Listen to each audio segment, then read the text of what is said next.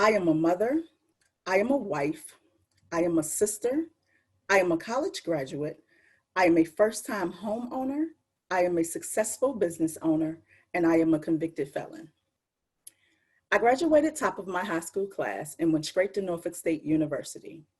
After 1 year, I was a college dropout. I was pregnant and needing to be surrounded by family, so I returned home to Richmond, Virginia.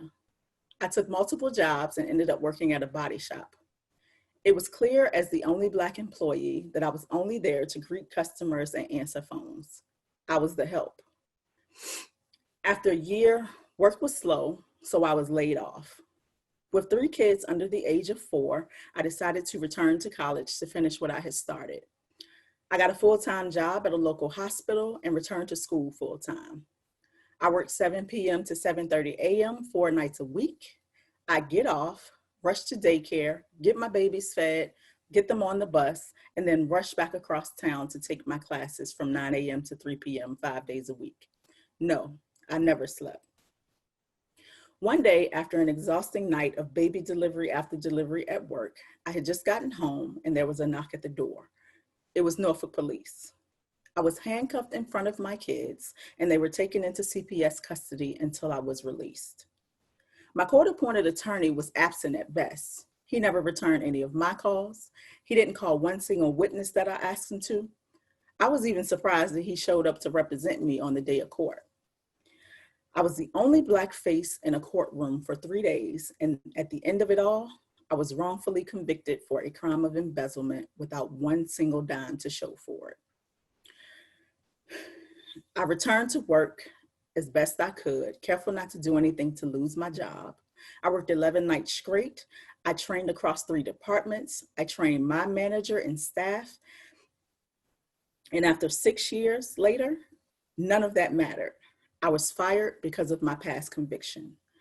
I started my own business as a barber, and 3 years later, I moved back home to Richmond. My now husband was being released from prison after an 18-year sentence. He was incarcerated at the age of 15. Between the 2 of us, we had put in over 1,000 job applications in a year's time.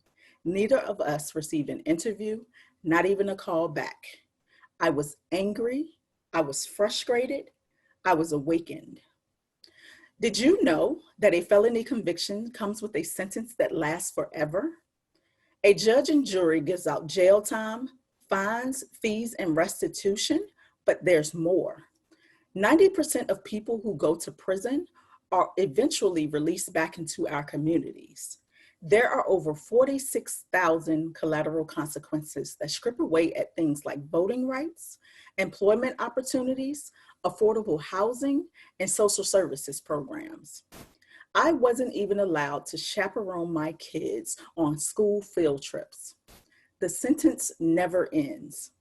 I dealt with slumlords, working under the table and being taken advantage of by employers.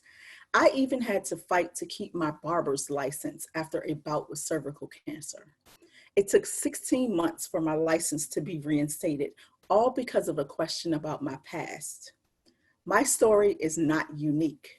There are 6.1 million Americans who live with a felony conviction. You only have to mess up once. In 2016, I founded an organization called No Left Turns in order to chip away at all of the barriers that people face after they have done their time. Our organization's participants have a 0% recidivism rate. That means that with dignity, support, training, and resources, no one has returned to jail or prison since 2016. So you see, the collateral consequences are not about public safety. They are rooted in economic terrorism to keep certain classes of people at ground level.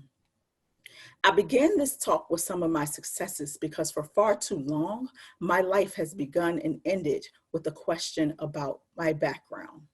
Are you a convicted felon? No more.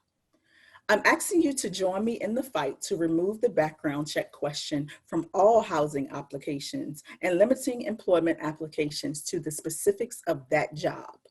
You can get involved by signing the pledge for Real Chances at Dignity on my website at www.noleftturns.org. Do we truly believe in forgiveness?